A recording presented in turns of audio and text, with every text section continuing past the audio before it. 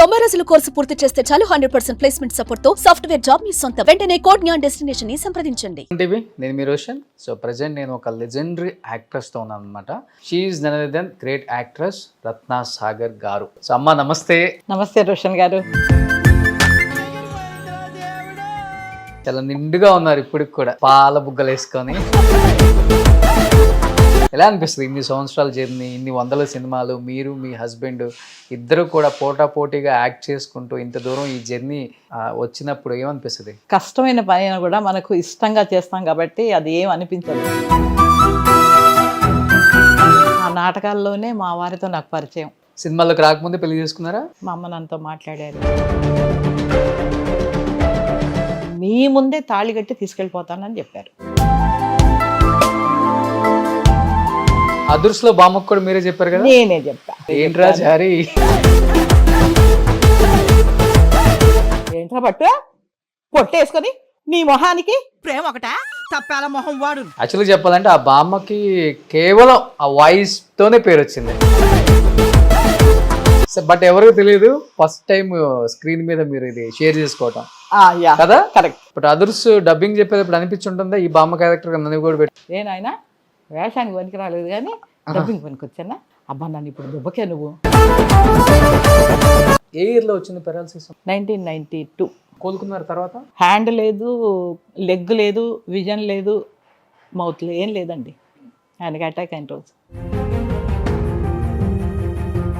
రత్నగారు అక్కడ ఫలానా చోట మంచి మెడిసిన్ ఉందట వెళ్ళండి అనగానే గబో ఒక చీర తీసుకొని బ్యాగ్లో పెట్టేసుకొని బస్ ఎక్కేదాన్ని. ఇండస్ట్రీలో అందరికి తెలుసా ఇలా అయింది? మొత్తం ఇండస్ట్రీకి తెలిసింది కానీ ఎవరేం చేయరండి. ఒక్కళ్ళు కూడా పలకరించలేదు. 30 సంవత్సరాలు హస్బెండ్ని బెడ్ మీద మీరు చిన్న పిల్లోళ్ళగా చూసుకున్నారు. ఆయన ఎలా ఫీల్ అయ్యేవాళ్ళు అసలుకి తలుచుకొని? ఆయన లోపల బాధపడేవారు పాపం, నాకు చెప్పలేక. వాళ్ళ అమ్మ నాన్న ఫోటోను ఇలాగే చూస్తూ వస్తున్నారు. ఇలా తిప్పితే మళ్ళీ అలాగే చూస్తున్నారు, ఇలా తిప్పితే మళ్ళీ అలాగే చూస్తున్నారు ఫోటోని. ఏదో జరగబోతుంది అని నా 6th సెన్స్ పనిచేసింది రోషన్ గారు. సార్ నన్ను ఇలా చూశారండి అంటే ఏమండి ఏమండి ఏమండి ఏమండి ఏమైంది ఏమైంది అని కొడుతూనే ఉన్నాను నేను. అసలు ఈసీజీ పెట్టారు, పెడితే నో మోర్ అని వచ్చి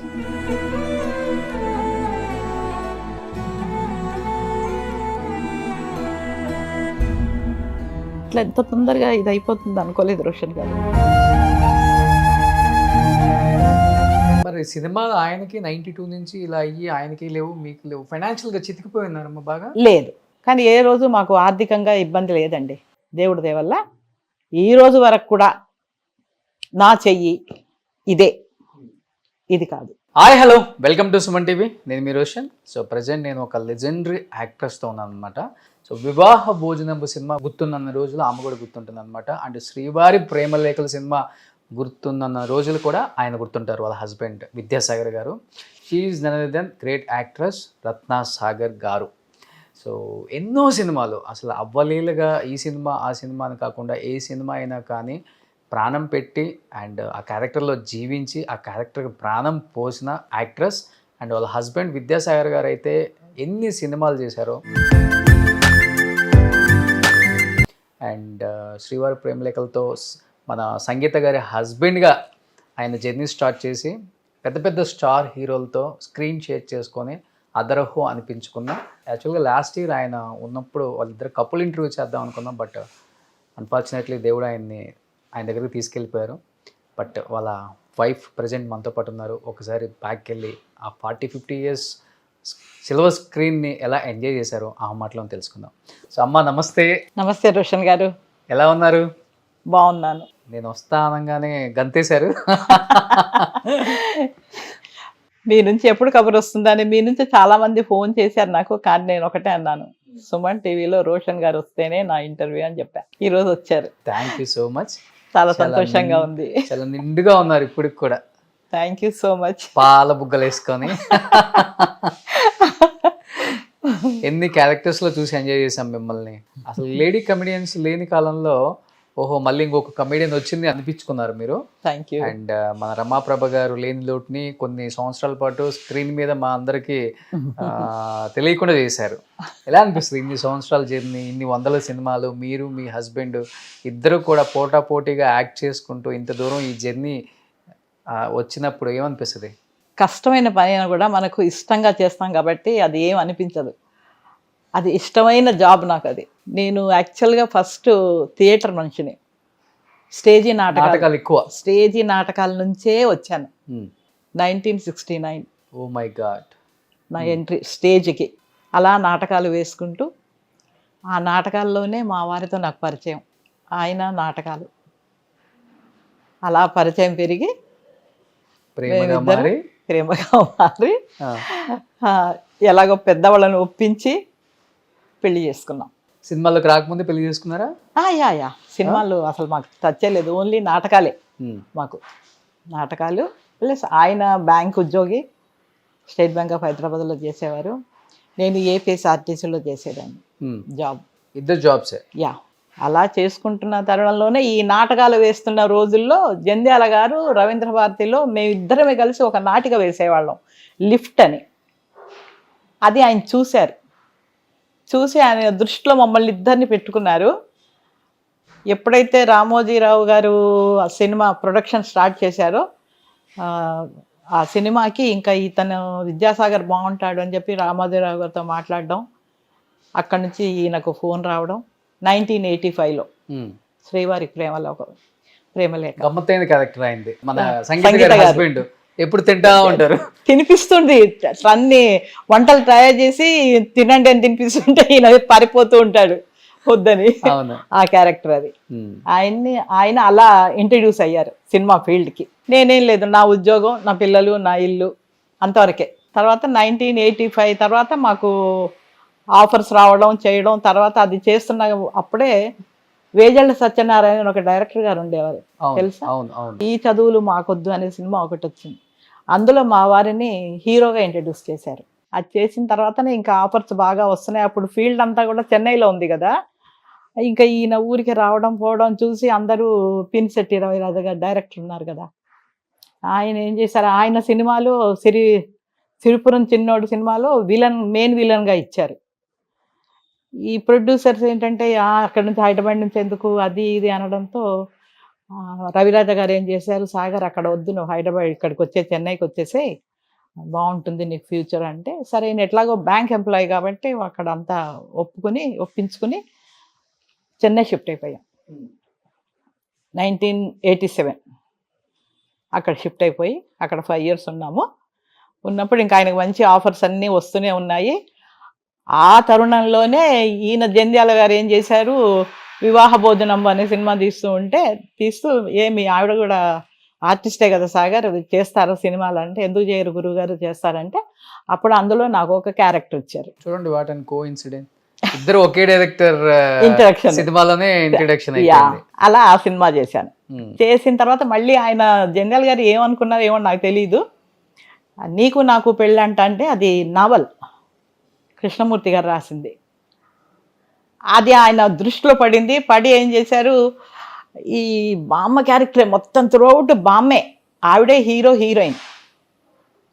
అప్పుడు సాగర్ని పిలిచి చెప్పాడు, ఈ క్యారెక్టర్కి బామ్మ క్యారెక్టర్కి మీ ఆవిడే కరెక్ట్ అని నేను అనుకుంటున్నాను సాగర్, కాకపోతే ఒకటే ఏంటంటే గుండు చేయించుకోవాలి, నాకు చాలా పెద్ద జుట్టు. అదేంటి గురువు గారు అని అంటే, నాకు ఆ గుండు ఉంటేనే ఆ క్యారెక్టర్ పండుతుంది, లేకపోతే పండదు సాగర్ అని చెప్పేసి చెప్పడం జరిగింది. ప్రొడ్యూసర్ జయకృష్ణ గారు ఉండేవారు. అప్పుడు వాళ్ళిద్దరూ మా ఆయన కూర్చోబెట్టి బ్రెయిన్ వాష్ చేసేసారు. ఈయన వచ్చి నాకు బ్రెయిన్ వాష్ చేశారు. ఇలా ఉంది రత్నా, చెయ్యు బాగుంటుంది అంటే, అమ్మా ఇంత పెద్ద జుట్టు నేను గుండు కొట్టించుకోవాలా, చెయ్యను అని చెప్పి పేచి పెట్టా. ఎవరు ఒప్పుకోరు, ఏ హీరోయిన్ ఒప్పుకోరు కదా అస్సలు. నేను చేయనండి, జుట్టు ఇది ఇంత పెద్దగా ఉంది, నేను చేయనండి అని అంటే, కాదు రత్న జుట్టే ఉంది వస్తుంది, అలా కాదు చెయ్యి, పెద్ద క్యారెక్టర్ ఇది త్రూఅవుట్, ఇంకా నీ లైఫ్ అటో ఇటో తేలిపోతుంది అని చెప్పేసి అన్నారు. ఇంకా ఆలోచించి ఇంకా నాకు ఏం తెలియదు అసలు సినిమా ఫీల్డ్ కూడా కరెక్ట్గా ఏం తెలియదు, ఓన్లీ నాటకాలు వేసుకోవడం ఉద్యోగం వెళ్ళడం ఇంతే, నాటకాల గురించి తెలుసు కానీ సినిమాల గురించి తెలియదు అసలు ఏం తెలియదు. సరే ఏం చేయాలో అర్థం కాల. సరే అప్పుడు బాలసుబ్రహ్మణ్యం గారి దగ్గరికి వెళ్ళాం మేము ఇద్దరం, అక్కడ పక్కనే ఉండేవాళ్ళం అందరం టీ నగర్లో. వెళ్ళి అడిగా, అన్నయ్య ఇలా ఉంది మరి గురువుగారు ఏమో ఇలా అంటున్నారు అని అంటే, గాడ్ ఈజ్ గ్రేట్ మామ, నీకు వచ్చింది ఆఫర్ చెయ్యు, ఏం కాదు వస్తుంది, జుట్టుకేముంది అన్నారు ఆయన. ఎస్పీ గారు అంటే ఇంకా సరే ధైర్యం చేసి మమ్మల్ని తిరుపతికి వాళ్ళే పంపించారు. అప్పుడు పిల్లలు ఇద్దరు చిన్నపిల్లలు, అందరినీ తిరుపతికి పంపించి తిరుపతిలో గుండు చేయించుకొని మళ్ళీ వాళ్ళు విగ్గు చేయించారు డే అంతా పెట్టుకోవడానికి. అది చేసుకొని వచ్చాక మేము చెన్నైలో ఉంటాం, ఈ సినిమా మొత్తం హైదరాబాద్లో వచ్చింది. రాకాజుల హోటల్ ఒకటి ఉంది కదా ఇక్కడ, అవును, అందులో 1 నెల రోజులు ఉన్నాం. సినిమా మొత్తం షూట్ చేశారు అక్కడే. అంతా అయిపోయిన తర్వాత మళ్ళీ చెన్నైకి వెళ్ళిపోయిన తర్వాత అక్కడ ఏంటంటే అప్పుడు తెలుగు సినిమాలు ఉండవు కాబట్టి ప్రివ్యూస్ వేస్తారు. చెన్నైలో ఉన్న డైరెక్టర్స్, ప్రొడ్యూసర్స్, ఆర్టిస్టులు అందరినీ పిలుస్తారు. ఆ పిలిచినప్పుడు ఆ సినిమా చూడడానికని రాఘవేంద్రరావు గారు, కృష్ణరాజు గారు, కృష్ణ గారు అందరూ వచ్చారు. వచ్చి సినిమా అంతా చూశాడట. చూసిన తర్వాత రాఘవేంద్రరావు గారు జంధ్యాల గారికి ఫోన్ చేసి వెంటనే ఇంటికి వెళ్ళగానే, ఎక్కడి నుంచి పట్టుకొచ్చావయ్యా గుండు బామ్మ, నువ్వు భలే ఉంది గుండు బామ్మ అన్నాడట. అంటే అయ్యో ఏంటండి విద్యాసాగర్ లేరా ఆర్టిస్టు, ఆయన మిస్సెస్, వాళ్ళిద్దరు స్టేజ్ ఆర్టిస్టులు, చాలా మంచి ఆర్టిస్టులు వాళ్ళు. అరే భలే చేసిందయ్యా, బా భలే దొరికారు నీకు ఆర్టిస్టులు అని చెప్పి అన్నట్టు ఆయన. సరే అది అయిపోయిన తర్వాత నాకు పొద్దున్నే రాఘవేంద్రరావు గారు, మా ల్యాండ్ ఫోన్సే అప్పుడు రాఘవేంద్రరావు గారు, కృష్ణరాజు గారు, వీళ్ళందరూ ఫోన్లు చేశారు. అమ్మ చాలా బాగా చేశారమ్మా, చాలా బాగా చేశారు మీరు, మా సినిమాలో ఇట్లాంటి క్యారెక్టర్స్ ఏం వచ్చినా మీరే చేద్దురు కానీ అని అంటే, సరేనండి థ్యాంక్స్ అండి అన్నాను. అంత కష్టంతో గుండు చేయించుకున్నా కానీ తర్వాత చాలా ఫలితం దక్కింది. ఇంకా పెద్ద తల్లి, ఇంకా నేను వెనక్కి తిరిగి చూసుకోలేనంత ఆఫర్ నాకు ముగ్గురు మనగాళ్ళు. ఓకే, అది కూడా సేమ్ ఎలా వచ్చిందంటే, అప్పటికి నాకు ఇంత జుట్టు వచ్చేసిందండి. మేము ఇక్కడికి హైదరాబాద్ షిఫ్ట్ అయిపోయాం 5 years తర్వాత. అప్పుడు కే బాలచంద్ర గారు కూడా సినిమా చూశారు. సినిమా చూసి నన్ను ఆఫీస్కి పిలిపించారు, నన్ను మా ఇద్దరం వెళ్తే నా సినిమాలో మంచి క్యారెక్టర్ ఇస్తానమ్మా చెయ్యండి అని అంటే 2 తమిళ సినిమాలు చేశా. పుదు పుదు అర్ధంగల్ ఒకటి, శిఖరం ఒకటి, రైల్ స్నేహం అని టీవీ సీరియల్. అందులో కంటిన్యూస్గా నాకు ఇంకా క్యారెక్టర్స్ ఇస్తూనే ఉన్నారు ఆయన. అక్కడి నుంచి మళ్ళీ హైదరాబాద్ షిఫ్ట్ అయిపోయాం. మాకు 5 years అయిపోయింది, మళ్ళీ ఇక్కడికి వచ్చేసాం. అప్పుడు షిఫ్ట్ అయిపోయింది మళ్ళీ ఫీల్డ్ ఇక్కడికి. సో మాకు ఓన్ హౌస్ ఉంది కాబట్టి మళ్ళీ మేము ఇక్కడికి షిఫ్ట్ అయిపోయాం. అయిపోయింది 1992లో రాఘవేంద్రరావు గారి దగ్గర నుంచి ఫోన్ వచ్చింది. ఏంటి అని అంటే, ఒకసారి రండి మీతో మాట్లాడాలి అని. అంటే నేను ఆఫీసులకు రానండి అన్న మా ఆయనతో. అలా కాదు, అన్నపూర్ణ స్టూడియోలో సాంగ్ జరుగుతోంది అక్కడికి రండి మీరు అని అంటే, సరే అని మా వారు అప్పుడు తీసుకుని వెళ్ళారు.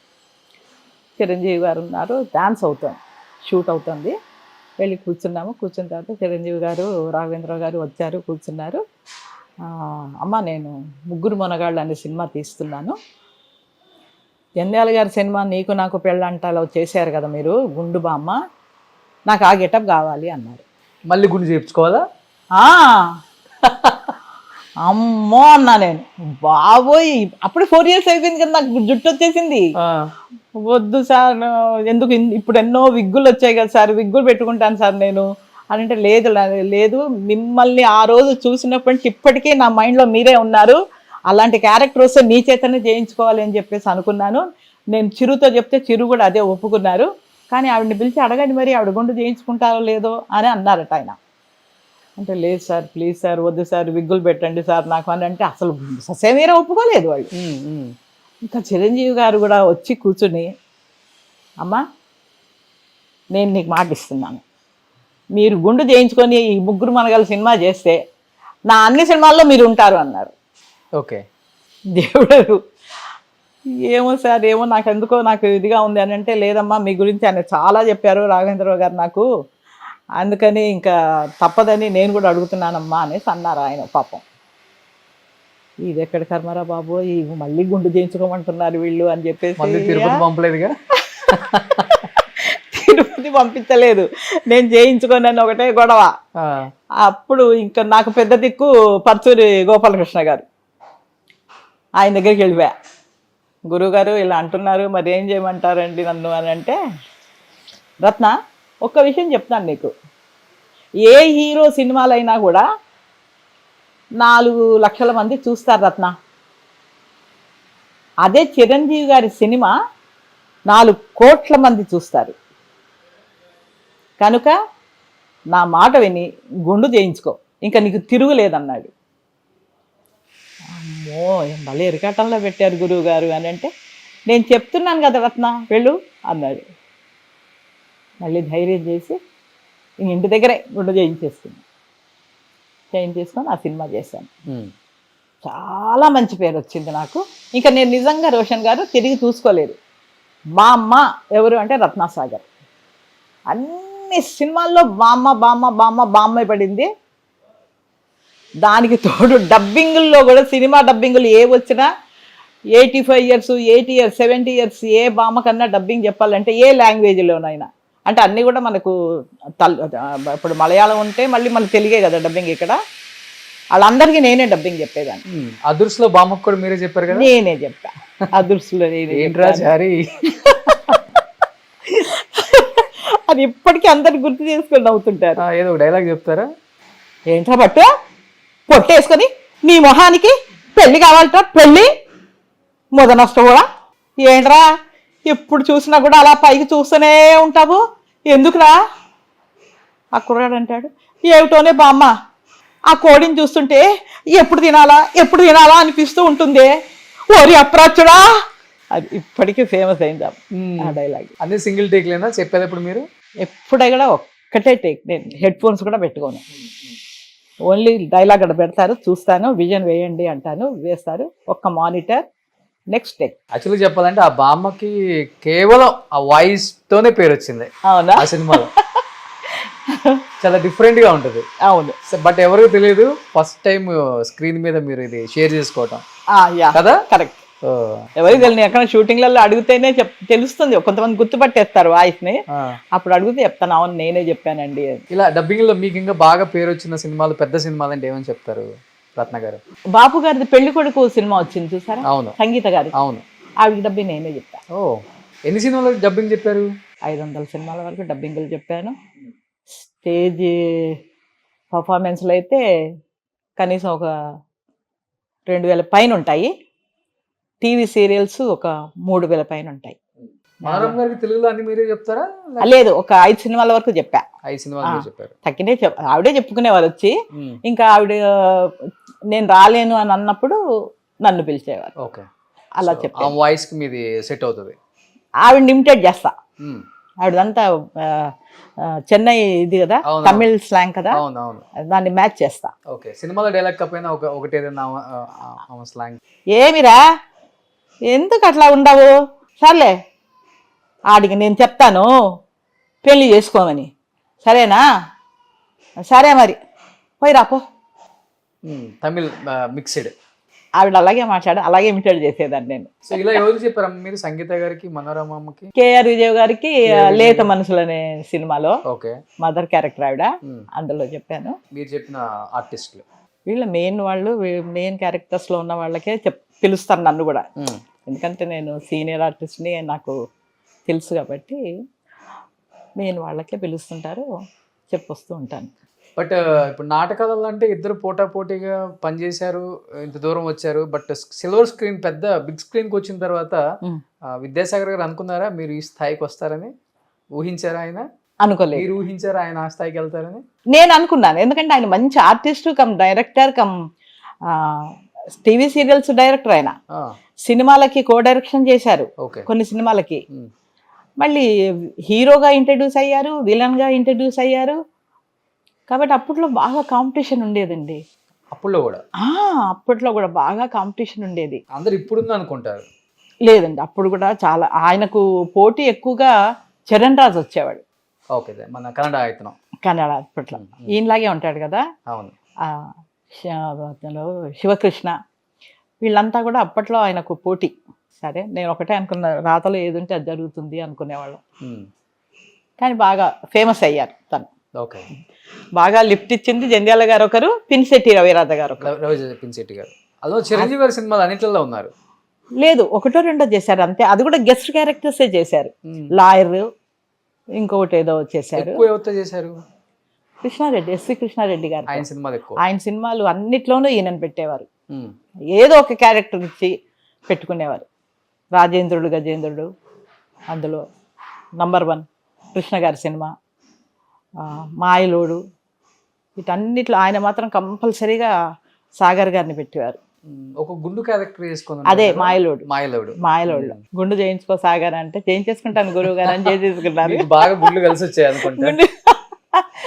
బాగా బాగా లిఫ్ట్ ఇచ్చారండి ఎస్వి కృష్ణారెడ్డి గారికి మాత్రం. ఇక్కడికి వచ్చాక బాగా, అలాగే ఆయనకు పెరాలసిస్ అటాక్ అయ్యి హాస్పిటల్లో ఉంటే అపోలో హాస్పిటల్లో డైలీ వచ్చి పలకరించి వెళ్ళేవారు కృష్ణారెడ్డి గారు.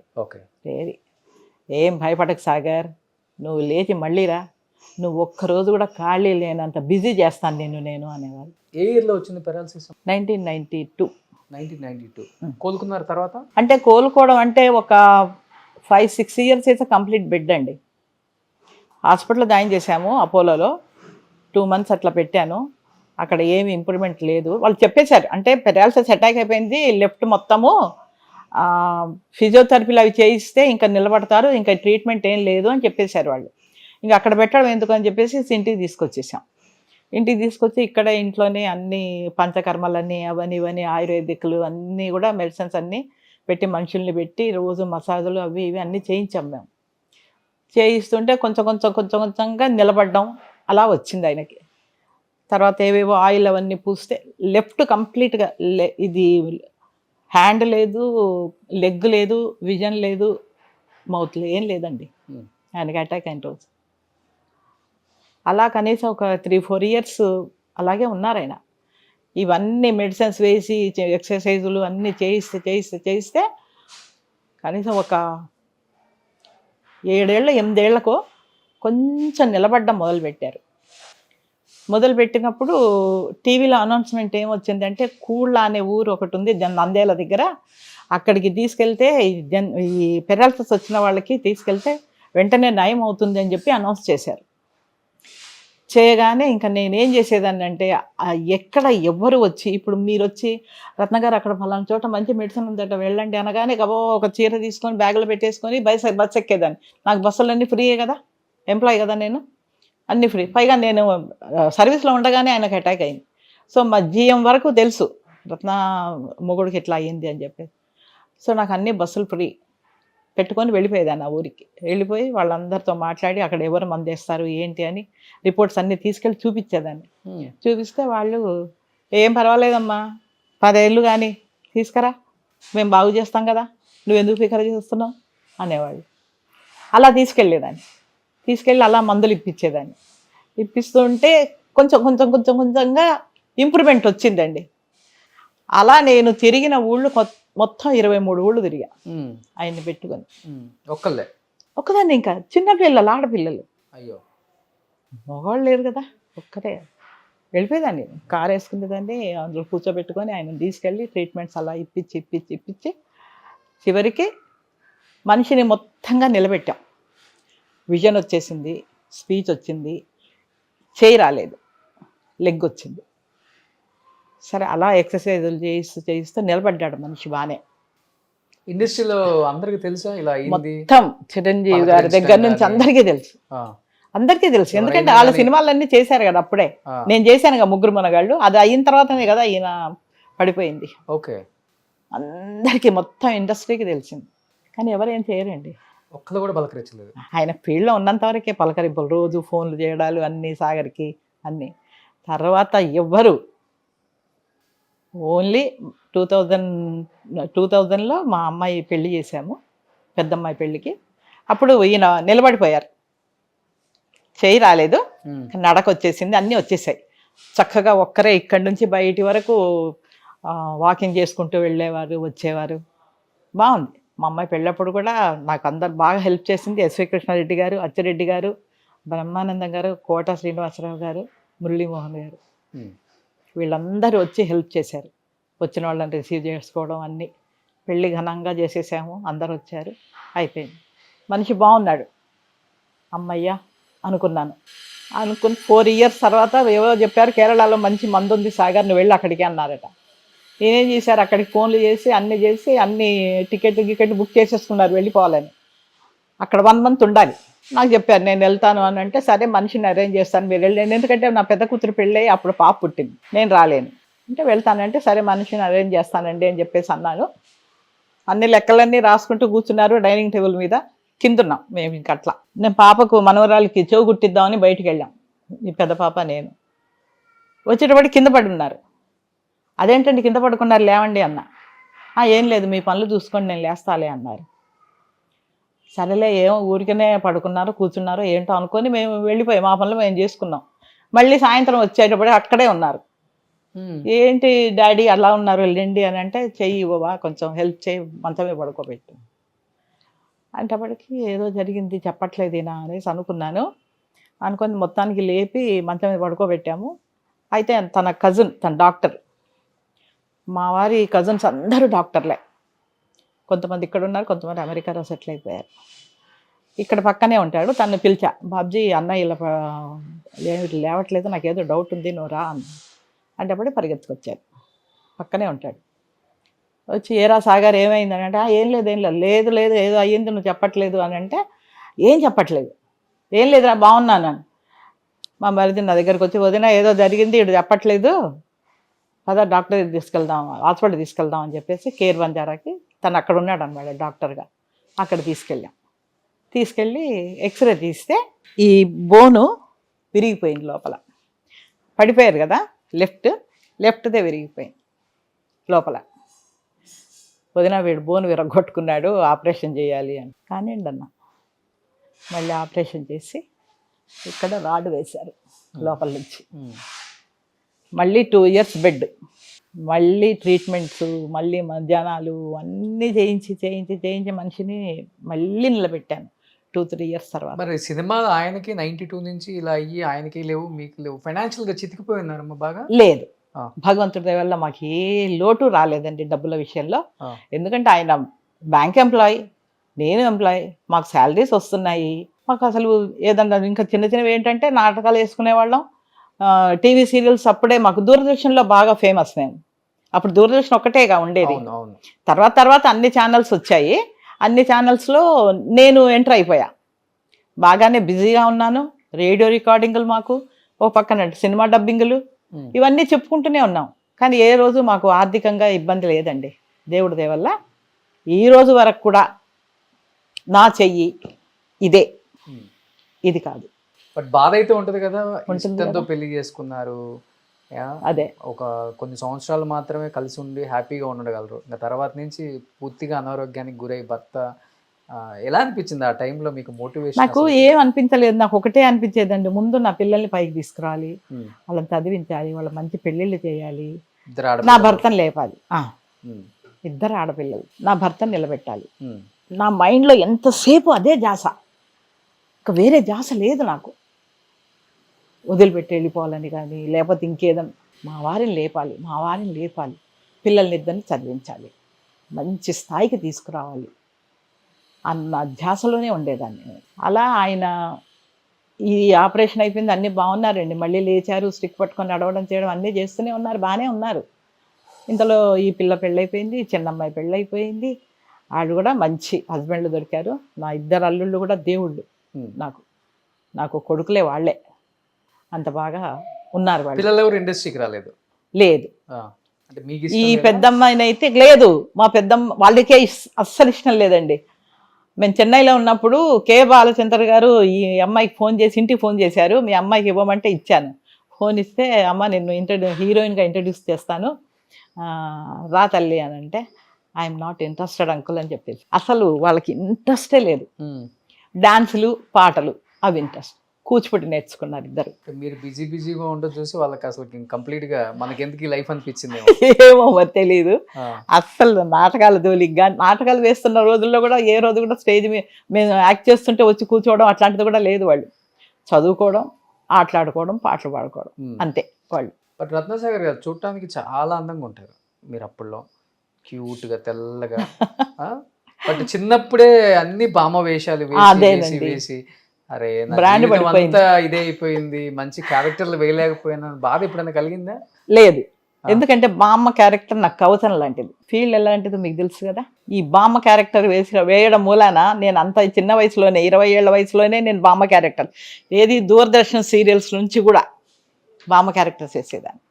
ఈ ముసలిదాంతో మనకెందుకురా అనుకుంటారు, అందుకని మన జోలికి రారు. మిగతా క్యారెక్టర్లు మిస్ అయిపోయారు కదా ఈ క్యారెక్టర్లో పడిపోయి. అరే కానీ నేను చేసే క్యారెక్టర్స్ బామ్మగా చేసినవి అన్నీ కూడా త్రోట్ బామ్మేనండి. ఇంపార్టెంట్ ఉంటేనే రత్నసాగర్ బామ్మకి. ఈరోజు కూడా టీవీ సీరియల్స్లో కూడా ఇప్పటికే మొన్నటి వరకు నాది ఆటగారిది మాత బంగారం సీరియల్ వచ్చింది.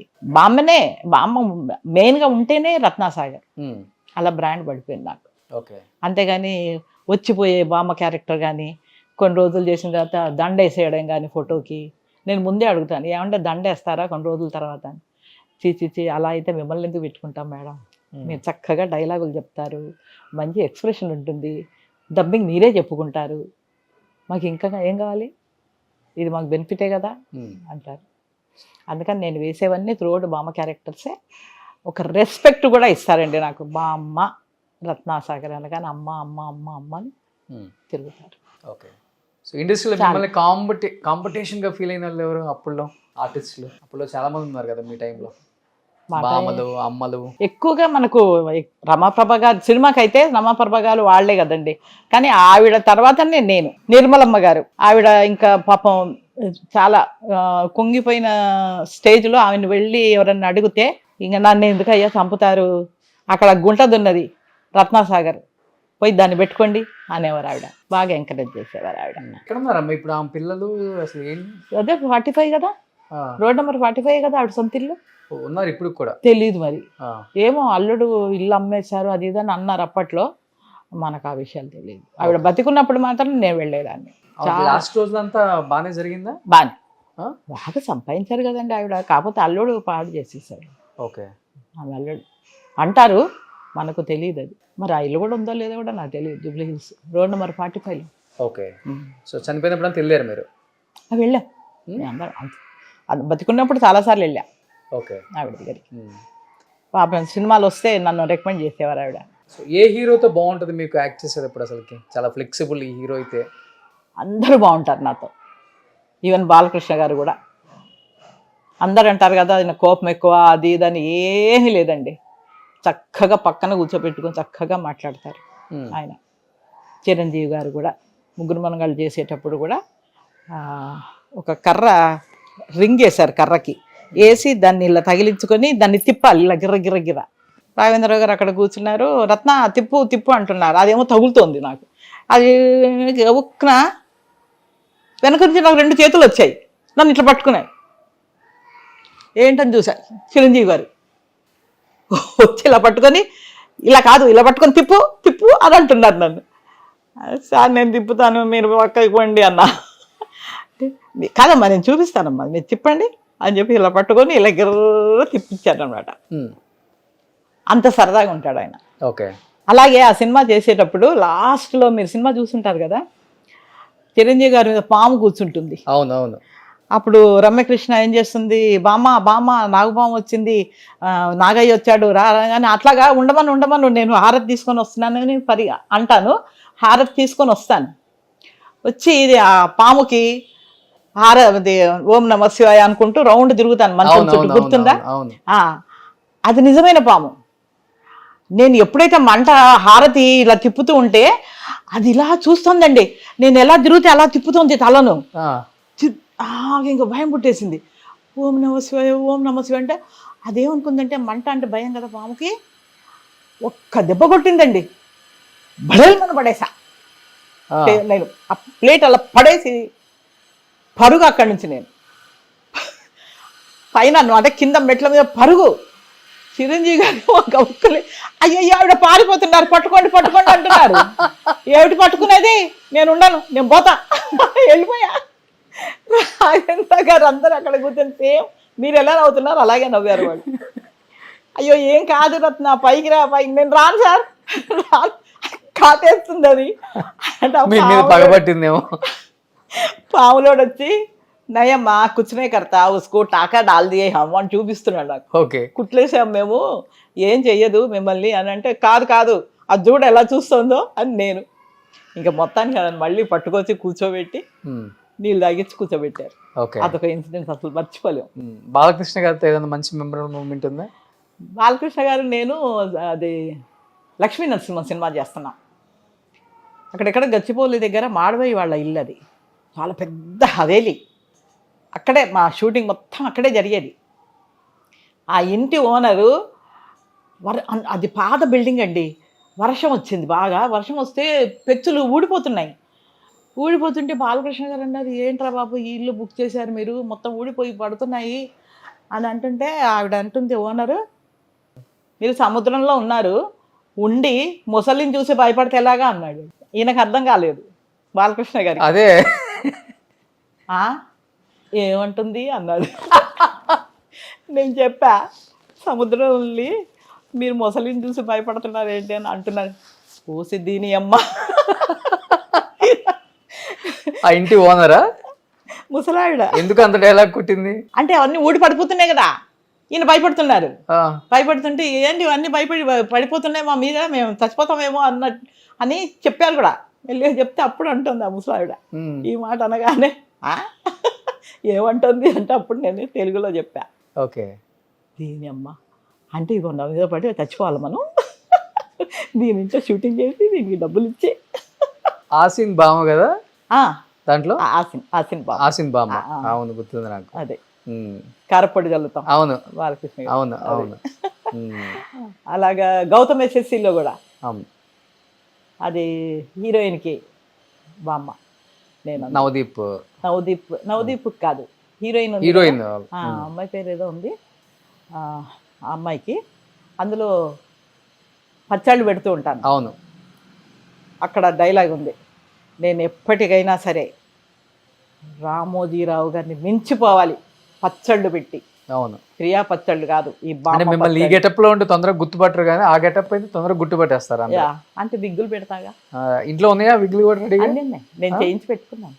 ఎన్ని చేయించుకున్నారు? అంటే ఎక్కువ సినిమాలకైతే వాళ్ళే ఇస్తారమ్మా, టీవీ సీరియల్స్కి మనమే చేయించుకోవాలి. ఓకే. అలా నేను టీవీ సీరియల్స్ చేయించుకుంటాను. బట్ ఎప్పుడైనా కానీ ఇండస్ట్రీలో చేదు అనుభవాలు చాలా సర్వసాధారణం ఆర్టిస్టులకి. అవును. ఎప్పుడు కూడా ఎవరు కూడా కించపరిచి మాట్లాడటం, అవమానించటం, తగ్గించి చూడటం ఇలాంటి ఎప్పుడు జరగలేదా? ఒక తక్కువ చిన్న ఆర్టిస్ట్ సినిమా కానీ టీవీ కానీ? లేదు, ఎందుకంటే నేను సినిమా టీవీ అని ఎందుకు అడిగారు? అక్కడ ఎక్కడో జరిగి ఉంటుంది కదా అడిగారు మీరు.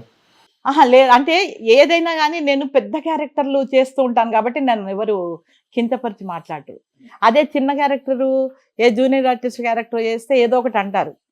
కానీ నాది పెద్ద క్యారెక్టర్ ప్లస్ నేను నా డైలాగ్ డెలివరీ కానీ ఏది కానీ ప్రాంప్టింగ్ అలా చెప్తుంటే చెప్పేస్తాను కదా, భయపడతారు. అందుకని ఎవ్వరు అందరు ఇంకా వచ్చి వాళ్ళని అడుగుతారు, వాళ్ళు నా దగ్గరికి వచ్చి అడుగుతారు, అమ్మ ఇలా ఎలా చెప్పాలమ్మా, దీని మోడ్యులేషన్ ఏమిటి చెప్పరమ్మా చెప్తారు. కాబట్టి అందరూ నన్ను లైక్ చేస్తారు, టీవీ కానీ సినిమాలు కానీ. ఎప్పుడు కూడా ఎవరు కూడా లేదండి అస్సలు. ఇంకా నా దగ్గరికి వచ్చి అడుగుతారు. లేడీ ఆర్టిస్టులు కూడా. ఈ హీరోయిన్లు అయితే ఇంకా బామ్మ కాబట్టి వచ్చి ఒళ్ళో కూర్చుంటారు, బామ్మ అనుకుంటూ. ఈ హెబ్బా పటేల్ ఉంది కదా, నేను అందగాడు అనే సినిమా చేశాను. ఆ అమ్మాయి రాజ్-తరుణ్ హీరో. సెట్లోకి రాగానే నేను ఆ అమ్మాయి హెబ్బా పటేల్ వచ్చి ఒళ్ళో కూర్చునేది, దగ్గర ఫోటోలు కూడా ఉన్నాయి. ఒళ్ళో కూర్చుని దాని చెయ్యి నా చెయ్యి ఇలా రాస్తూ కూర్చునేది. నాకు అర్థం కాలేదు, నేను కామ్గా చూస్తూ ఉండేదాన్ని. రాజ్-తరుణ్ అడిగాడు, వాడు హీరోయిన్లో కూడా ఏమే రావే పోవే అంటాడు. ఎందుకే నువ్వు అమ్మ పక్కన కూర్చొని ఓ చెయ్యి రుద్దుతున్నావు అట్లాగా అని అంటే, అదంది అమ్మ కా కలర్ తోడా తోబి ముజే ఆతా బోల్కే, కొంచెం మీ కలర్ వస్తుందని, కొంచెమైనా అమ్మ కలర్ నాకు వస్తుందేమో అని రుద్దుతున్నాను అన్నవాడు. నీకు చచ్చిన అమ్మ కలర్ రాదే, నువ్వు రుద్ద పో అనేవాడు. మీ కలర్ చూసి మీ ఆయన ఇష్టపడ్డారు మిమ్మల్ని అప్పుడు? మీ టాలెంట్ లేదండి, ఆర్టిస్టులుగానే కానీ మాకు అది కలర్ అని కానీ ఒక ఆర్టిస్టు అని కాకపోతే మా ఆయన కోరిక ఏంటంటే నాకు చెప్పారు తర్వాత, ఒక ఆర్టిస్ట్ని నేను చేసుకోవాలి అని అనుకున్నాను. నాకు లక్కీగా అనుకోకుండా మీరు కనిపించారు. మీ నా బిహేవియర్ కానివ్వండి, నా ఇది అన్నీ కూడా గమనించారు. గమనించి నేను వేరే అసోసియేషన్లో కూడా యాక్ట్ చేస్తూ ఉండేవాళ్ళం కదా. స్టేజ్ అంటే ప్రతి అసోసియేషన్లో మేమంతా ఎవరు, కోట శ్రీనివాసరావు గారు, నేను, రాళ్ళపల్లి గారు, తనికెళ్ళ భరణి, వీళ్ళంతా స్టేజ్ నుంచి వచ్చిన వాళ్ళమేగా. ఓ మీ అందరూ ఒక బ్యాచ్. యా, అందరితో యాక్ట్ చేసేదాన్ని నేను. సో అందరిని ఎంక్వైరీ చేస్తే అమ్మో రత్నన అది నిప్పు అనేవాళ్ళు. చాలా మంచి అమ్మాయి చేసుకుంటున్నావు అని ఎంకరేజ్ చేసేవాళ్ళు. మీరేం చూసి ఇష్టపడ్డారు ఆయన మరి? ఆర్టిస్ట్ అనే, అంతే. అసలు యాక్చువల్గా ఆర్టిస్టులు చేసుకోవడానికి ఇష్టపడరు.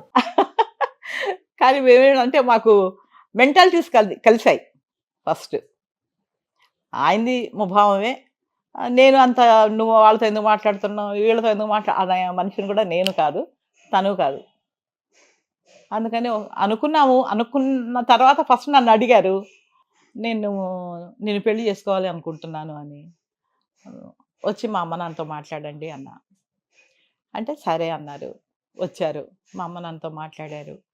మాట్లాడి మరి మీ వాళ్ళ సంగతి ఏంటంటే, లేదు మా వాళ్ళు ఒప్పుకోరు, వాళ్ళకి ఆల్రెడీ మేనరికం ఉంది, ఒప్పుకోరండి, కానీ నేను చేసుకుంటాను, నేను ఉద్యోగస్తుని, ఆ పెళ్ళాన్ని పోషించుకోగలను, నేను ఒక ఆర్టిస్ట్ని చేసుకోవాలి అనుకున్నాను, మీ అమ్మాయి బిహేవియర్ కానివ్వండి, పద్ధతి కానీ అంత బాగా నచ్చింది, కాబట్టి నేను పెళ్లి చేసుకుంటాను, మీరు మంచిగా అందరి ముందు పెళ్లి చేసిస్తే ఓకే, లేదని అంటే ఇంకా నేను మీ ముందే తాళి కట్టి తీసుకెళ్ళిపోతానని చెప్పారు. దానికి మా నాన్న బాగా సంతోషించారు. అప్పుడు మా వాళ్ళు మాట్లాడుకొని సరే పెళ్లి చేద్దామని చెప్పేసి డిసైడ్ అయ్యారు. అయినప్పుడు నేను మా వారితో ఒకటే అన్నా, ఏమండి పెళ్లి చేసుకుంటాను, కానీ నా కోరిక ఒకటే, నా పేరు పక్కన ఒక డిగ్రీ ఉండాలి, అది నాకు. అప్పుడు నేను చదువుతున్నానుగా, ఇంకా ఇంటర్లో ఉన్నా. తప్పకుండా మా ఇంట్లో కూడా అంతా చదువుకున్న వాళ్ళమే మేము, నువ్వు 10th అంటే బాగుండదు, నువ్వు ఎంతవరకు చదివితే అంతవరకు చదివిస్తాను రత్న అన్నాను. సో అలా నేను పెళ్ళయ్యాకే చదువుకొని జాబ్ తెచ్చుకున్నారు. బిఏ వరకు చదివా. ఓకే, ఏం చేసేవాళ్ళు ఏపీఎస్ఆర్టీసీలో మీరు? క్లర్క్.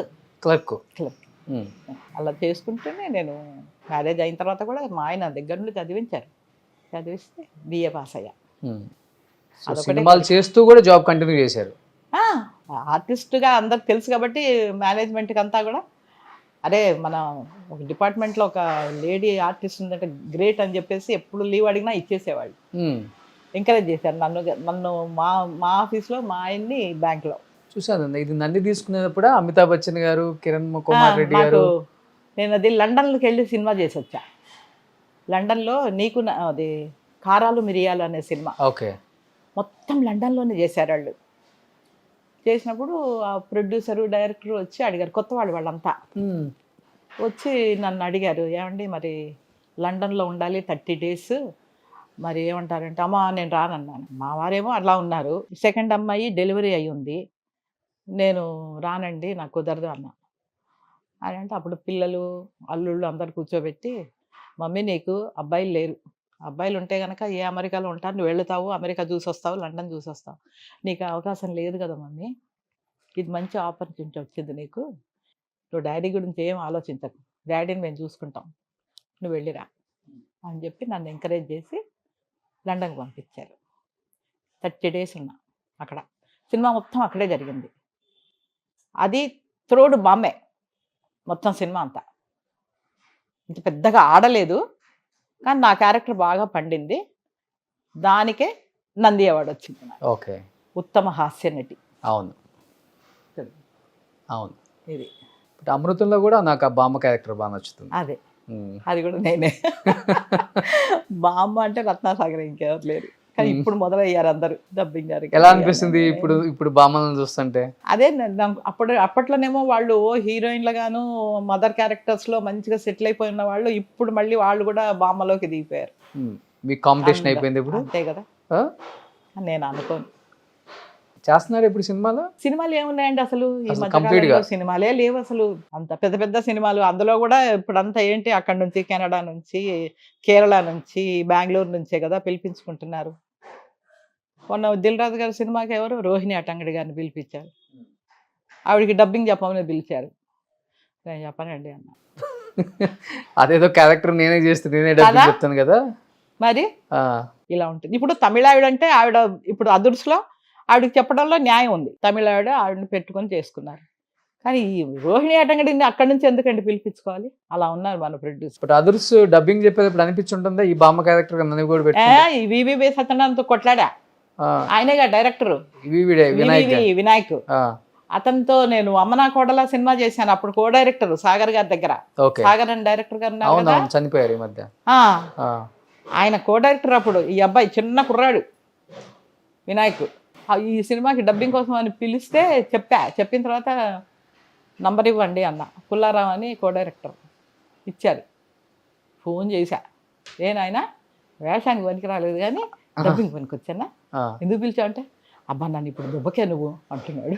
అట్లా అందరూ చేసేవాళ్ళే. కానీ క్యారెక్టర్ అయితే చాలా బాగుంటుంది. ఆ క్యారెక్టర్కి డబ్బింగ్.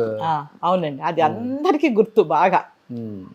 చాలా బాగా చెప్పారమ్మా, అసలు ఆవిడ మాట్లాడుతున్నట్టుగానే ఉంది అంటారు. బట్ ఇప్పుడు ఏంటి కాలక్షేపానికి ఏం చేస్తూ ఉంటారు ఇప్పుడు? ఇంకా ఏముంది, సీరియల్స్ ఉన్నాయి కదా నాకు. చేస్తున్నారు. సీరియల్స్ ఎప్పుడు ఉంటాయి, ఎప్పుడు ఒక 2 ఉంటాయి.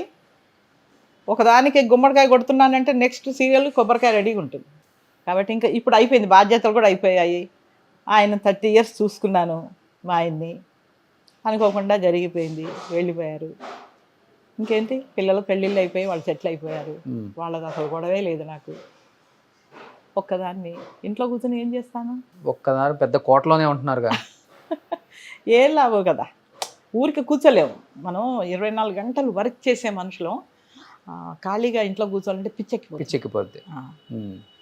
అందుకని నేను సాధ్యమైనంత వరకు నా లైఫ్ని బిజీ పెట్టుకుంటా. లేకపోతే ఆయన జ్ఞాపకాలు బాగా వస్తుంటాయి కదా. ప్రేమించి పెళ్లి 30 చేసుకున్నారు years, కాబట్టి. పైగా 30 years బెడ్ మీద ఉన్న మనిషిని ఎట్లా చూసుకొని ఉంటాను? కానీ 30 సంవత్సరాలు మీరు ఆయన్ని బాధ లేకుండా, భారం అనుకోకుండా, నాకెందుకు అవసరమా ఎక్కడన్నా అనాథాశ్రమాల్లో వదిలేస్తే పోయిద్ది అనుకునే వాళ్ళు కూడా చాలా మంది ఉన్నారు. చాలా మంది ఉన్నారు. కానీ 30 సంవత్సరాలు హస్బెండ్ని బెడ్ మీద మీరు చిన్న పిల్లోళ్ళగా చూసుకున్నారు. ఆయన ఎలా ఫీల్ అయ్యేవాళ్ళు అసలుకి తలుచుకొని? ఏడ్చే వల్ల? ఆయన లోపల బాధపడేవారు పాపం, నాకు చెప్పలేక. అన్నేం అనలేరు కదా పాపం.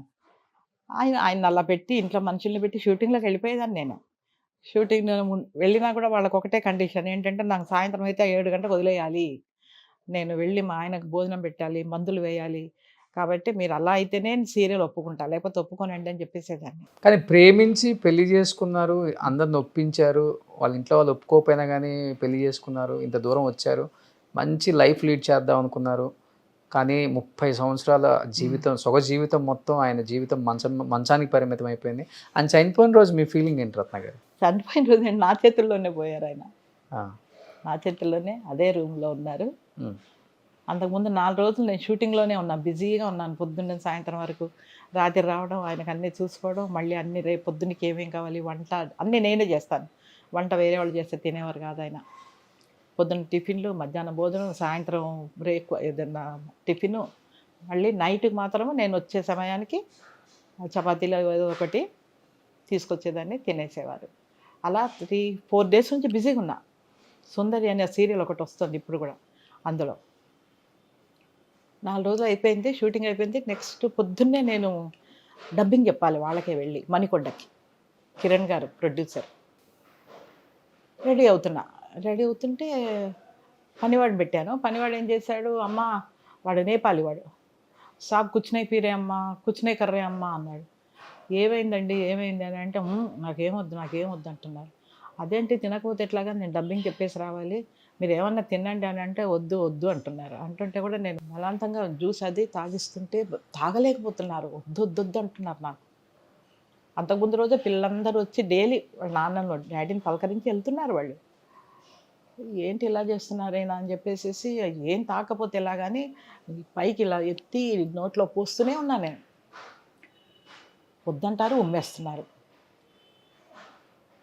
టాయిలెట్ వెళ్తా అన్నారు అంటే సరే పనివాడు తీసుకొని వెళ్ళాడు. వెళ్ళి వస్తూ ఏం చేశారు, వాళ్ళ అమ్మ నాన్న ఫోటో ఉంది మీరు రూమ్లో చూడండి.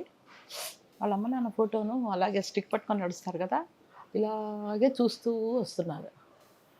నాకు డౌట్ వచ్చింది, ఎందుకు వాళ్ళ అమ్మ నన్ను అలా చూస్తున్నారు అని. ఏంటండి ఎందుకు అలా చూస్తున్నారు అన్నా. ఇలా తిప్పితే మళ్ళీ అలాగే చూస్తున్నారు, ఇలా తిప్పితే మళ్ళీ అలాగే చూస్తున్నారు ఫోటోని.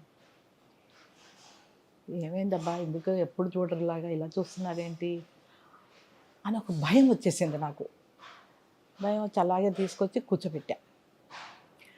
కూర్చోబెట్టి మళ్ళీ కొంచెం జ్యూస్ తాగిద్దామని చెప్పేసి తాగిస్తుంటే నాకు వద్దు అంటున్నారు. అక్కడ కూర్చుని కూడా అలాగే వాళ్ళ అమ్మ నాన్న ఫోటో చూస్తున్నారు. ఏదో జరగబోతుంది అని నా 6th సెన్స్ పనిచేసింది రోషన్ గారు. గబగబా వచ్చాను, తులసి చెట్టు దగ్గరికి వెళ్ళాను, తులసాకులు కోసేసాను, కోసి కడిగేసేసి దాని రసం తీసాను, తీసి దగ్గరకు వచ్చి నోరు తెరిచి పోసేసా. పోస్తే మింగేశారు. మింగేసి నోరు చూశాను, ఉమ్మేస్తున్నారా ఏం చేస్తున్నారని అని చూస్తే నాలుక మీదంత ఆకులు అవి ఉన్నాయి, రసం అది కూడా ఉంది. అలా తాగేసేసి ఒకసారి నన్ను ఇలా చూశారండి. అంతే. మనిషి ఏమైంది అని కొడుతూనే ఉన్నాను నేను. అసలు మనిషి ఇలా ఇలా ఇలా పడిపోతున్నాడు మనిషి. ఏమైంది అంటే పనివాడు నేను ఇద్దరం పట్టుకొని కుదిపాము, పడుకోబెట్టాము, చెస్ట్ మీద గుద్దా బాగా. అసలు మనిషి ఊలేదు ఆలేదు. అప్పుడు నేను ఇంక పిల్లలకు ఫోన్ చేశా, డాడీ కళ్ళు తెరవట్లేదు, ఏం లేదు నాన్న, మీరందరూ రండి అనగానే వీళ్ళందరూ మా పెద్దమ్మ ఇంట్లో ఉన్నారు. మా బావగారు అబ్బాయి అమెరికాలో ఉంటాడు, వాడు అప్పుడే వచ్చాడు, 1 వీక్ అయ్యింది. అందరు పరిగెత్తుకొని వచ్చేసారు. అప్పటికే మా పెద్దల్లుడు ఏం చేశాడు, వాళ్ళ అమ్మ నాన్న వాళ్ళ పెద్దన్నయ్య ఉంటాడు పక్కన. అన్నయ్య తొందరగా వెళ్ళు, డాడీ ఏదో కింద మీద అవుతున్నట్ట, మమ్మీ ఏడుస్తుంది అనగానే డాక్టర్ని తీసుకుని వచ్చారు. తీసుకుని వచ్చి చూశారు, ఈసీజీ పెట్టారు. పెడితే నో మోర్ అని వచ్చింది.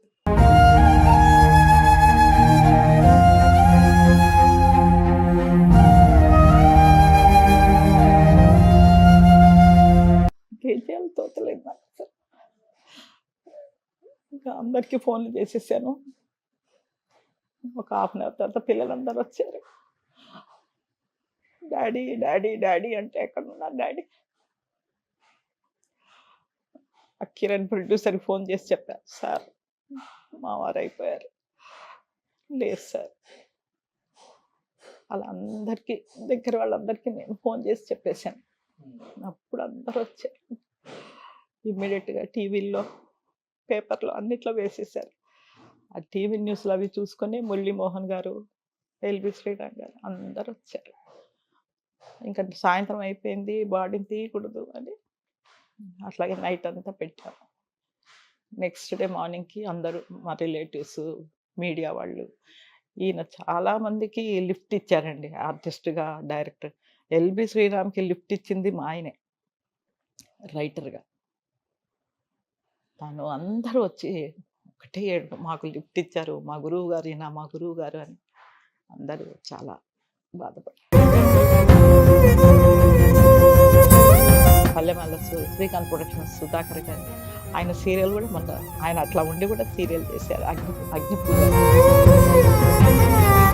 కానీ మీ ఓపిక ఒప్పుకోవచ్చమ్మా. అంటే అన్ని సంవత్సరాలు కూడా ఆయన్ని అంత దూరం తీసుకొచ్చి, అంటే బతుకు మీద ఒక కాన్ఫిడెంట్ ఇచ్చారు ఆయనకి, మేము ఉన్నాము అని.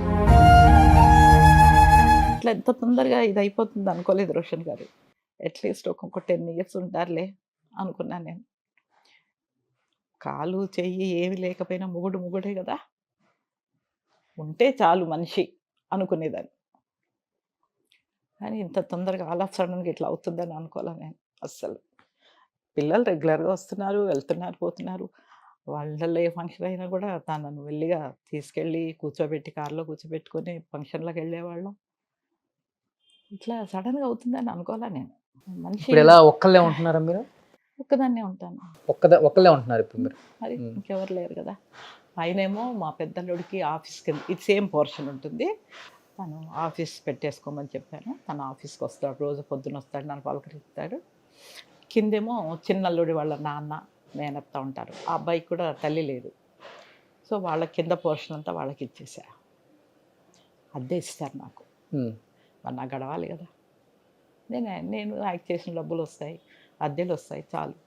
సో ఇబ్బంది లేదు, హ్యాపీ లైఫ్. అస్సలు చెప్తున్నాను కదా, ఒకరిని అడిగే స్థితిలో అయితే నేను లేను. ఎవరమ్మా మీతో పాటు మీ టైంలో ఉండే లేడీ యాక్టర్స్లో బాగా క్లోజ్గా మంచి చెడులు షేర్ చేసుకునే వాళ్ళంటే ఎవరు? ఇప్పటికి కూడా చాలామంది ఉన్నారు కదా. ఇప్పుడు అన్నపూర్ణ గారు ఉన్నారు, శ్రీలక్ష్మి అన్నపూర్ణ గారు ఉన్నారు. నా క్లోజ్ ఫ్రెండ్. అది మేమిద్దరం నాటకాల వాళ్ళమేగా. అప్పటి నుంచి క్లోజ్ ఫ్రెండ్ తను. నాకంటే సీనియర్ తను. ఆవిడ శోభ అని ఒక ఆవిడ ఉంది కదా, మేకప్ శోభ అంటారు. అవును, అది చాలా క్లోజ్ ఫ్రెండ్ నాకు. వీళ్ళే ఫోన్లలో మాట్లాడుతూ ఉంటాం, చేస్తూ ఉంటాం మేము. అలా నేను ఎక్కువగా అంటే వీళ్ళిద్దరు బాగా క్లోజ్ అనుకోండి. అందరితో పూతూ తిరగడాలు. ఎందుకంటే ఒక మాట మాట్లాడితే ఇంకో 10 మాటలు వస్తాయి అందులో ఇండస్ట్రీలో కదా.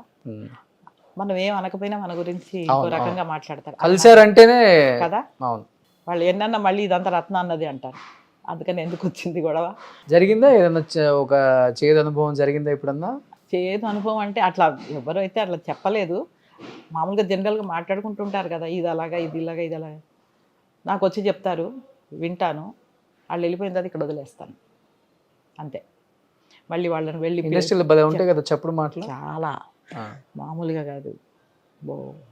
నేను వాళ్ళ పేర్లు చెప్పకూడదు కానీ మీడియా వైజ్గా చాలా ఎప్పుడు పక్క వాళ్ళ మీదే అంతే.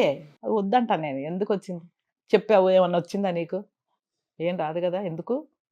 అందుకని నేను ఈవెన్ షూటింగ్లో కూడా అండి, నా వర్క్ ఏది ఉందో అది చేసుకుంటాను. వచ్చి కామ్గా నా చైర్ ఉంటుంది, నా చైర్లో రిలాక్స్ అయిపోతా. లంచ్ అంటే లంచ్ చేస్తాను, కూర్చుంటాను అంతే. వాళ్ళే అందరు వచ్చి కూర్చుని మాట్లాడతారు, బామ్మ బామ్మ అనుకుంటూ. వాళ్ళకి ఏదైనా ప్రాబ్లం ఉంటే చెప్తే దానికి సొల్యూషన్ నాకు తెలిస్తే చెప్తాను, లేకపోతే లేదు. అంతేగాని వాళ్ళు చెప్పినవన్నీ మళ్ళీ వేరే వాళ్ళకి చెప్పడాలు చేయడాలు అస్సలు నాకు అలవాట్లేదు. అలా ఉన్నారు కాబట్టి ఇంత హెల్దీగా ఉన్నారు మీరు. యా, నేను అదే అంటాను. నేను ఎప్పుడు ఎవరి గురించి మాట్లాడినండి అస్సలు. ఇప్పుడున్న జనరేషన్లో కానివ్వండి, పాత వాళ్ళు కానివ్వండి, నా తర్వాత వచ్చిన అమ్మాయిల్లో కూడా కానివ్వండి, వాళ్ళందరూ వాళ్ళ ప్రాబ్లమ్స్ నాతో చెప్పుకున్న వాళ్ళే. ఇక్కడే ఉంటుంది, మళ్ళీ బయటికి పోదు. నేను చెప్పను. అందుకని వాళ్ళకి ఏదైనా ప్రాబ్లం వస్తే, అమ్మ ఇట్లా అయిందమ్మా అంటే, అలాగా ఈ పని చేయి అని చెప్తాను అంతే. ఎందుకు చెప్పాలి ఒకరి నుంచి? పాపం వాళ్ళకి బాధ ఉంది కాబట్టి నాతో చెప్పుకున్నారు. మళ్ళీ నేను వెళ్ళి ఇంకొకరు చెప్తే పద్ధతి కాదు కదా. సూపర్ అమ్మాయి, చాలా మంచి ఒక లెజెండరీ పర్సనాలిటీని అయితే నేను కలవగలిగాను ఈరోజు. నిజంగా ఆయన బతుకున్నప్పుడు ఇద్దరు కలిపి చేద్దాం అనుకున్నాను. బట్ ఆయన న్యూస్ విన్న తర్వాత కొంత టైం ఇద్దాం మనం కూడా, ఇప్పుడు వద్దులే అనిపించి నేను కూడా మళ్ళీ రాలేకపోయాను.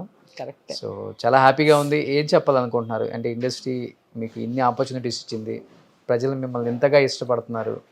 సో చాలా ఇష్టపడ్డారు కూడా చాలామంది. ఒక బామ్మగా మిమ్మల్ని రిజిస్టర్ చేసుకున్నారు. అవును, బామ్మ అంటే మీరే గుర్తొస్తారు వాళ్ళకి. యా. సో లాస్ట్ అండ్ ఫైనల్గా ఏం చెప్పాలనుకుంటున్నారు? అందరూ బాగుండాలి, అందులో మనం ఉండాలి అంతే. ఇప్పుడున్న యంగ్ హీరోస్లో ఎవరు ఇష్టం మీకు బాగా? రాసరిన్ ఒకడు. ఇప్పుడు ఇష్టమైన వాళ్ళు నేను అంటుంది, మీరు చేసినా చేయకపోయినా. అంత ఇష్టంగా నేను చూడలేదు ఎవరిని. ఏమో అంత మాట అన్నారు. అవును, ఇప్పుడు అంత ఇదిగా పని వర్క్ కూడా ఎవరు చేస్తున్నారు? మరి ఏ హీరో అయినా కూడా ఉన్నారు అసలు అప్పటి హీరోల్లాగా? పాన్ ఇండియా మూవీస్ ఇప్పుడు ఇలా వస్తున్నారు, ఇలా వెళ్ళిపోతున్నారు, ఇలా వస్తున్నారు, అలా వెళ్ళిపోతున్నారు అంతేగా మరి. అంతేనా? ఈ టైంలో ఉన్న హీరోస్ అంత టాలెంట్ లేదంటారు? అస్సలు లేదు. అప్పుడున్న కమిట్మెంట్ లేదు, అప్పుడున్న ఒక రెస్పెక్ట్ కానీ ఏది కానీ లేదు. అప్పట్లో అక్కడికి హీరో వస్తున్నాడు, లేకపోతే ఒక సీనియర్ ఆర్టిస్ట్ వస్తుందంటే ఈ రోజుకి కూడా నేను అన్నపూర్ణమ్మగా కనబడగానే కాళ్ళ దండం పెడతాను. అది ఉంది అసలు ఇక్కడ. ఈవెన్ టీవీ సీరియల్స్లో కూడా వెళ్ళి నేను ఇలా కూర్చుంటే కనీసం హాయ్ అమ్మ అని కానీ, గుడ్ మార్నింగ్ అమ్మ అని కానీ ఒక్కరు చెప్పరండి. వాళ్ళ బుద్ధి రావడం కోసం నేనే గుడ్ మార్నింగ్ చెప్తా. అట్లా ఉంది ఇప్పుడు ఇండస్ట్రీ అంతా. అస్సలు రెస్పెక్ట్ లేదండి. అయ్యో ఒక పెద్ద సీనియర్ ఆర్టిస్ట్ ఆవిడ, సినిమా కానీ సీరియల్ కానీ సీనియర్ ఆర్టిస్ట్ని మనకు రెస్పెక్ట్ అవును, అనేది అంతే ఉంటుంది కదా. కదా. ఇప్పుడు వచ్చిన జనరేషన్లో అసలు అది లేదండి. సినిమాలు ఎలా ఉన్నాయో నాకు తెలియదు. అంటే ఇప్పుడు పెద్దగా లేవు కదా సినిమాలు కూడా మాకు అని. అంతే. Super. Anyhow thank you so much Ratna గారు. Thank you. So time thank you Roshan గారు, మీరు మా ఇంటికి రావడం అయ్యో చాలా అదృష్టం. Thank you so much. Thank you so much. ఇలానే హెల్దీగా హ్యాపీగా సంతోషంగా పిల్లలతో ఉండాలని మనస్ఫూర్తిగా కోరుకుంటున్నాను. Thank you. Thank you. ఆ భగవంతుడు ఇచ్చిన ఓపిక, ధైర్యం, ఓకే, ఆ ధైర్యంతోనే ఇలా ఉన్నాను నేను. థ్యాంక్ యూ అమ్మా.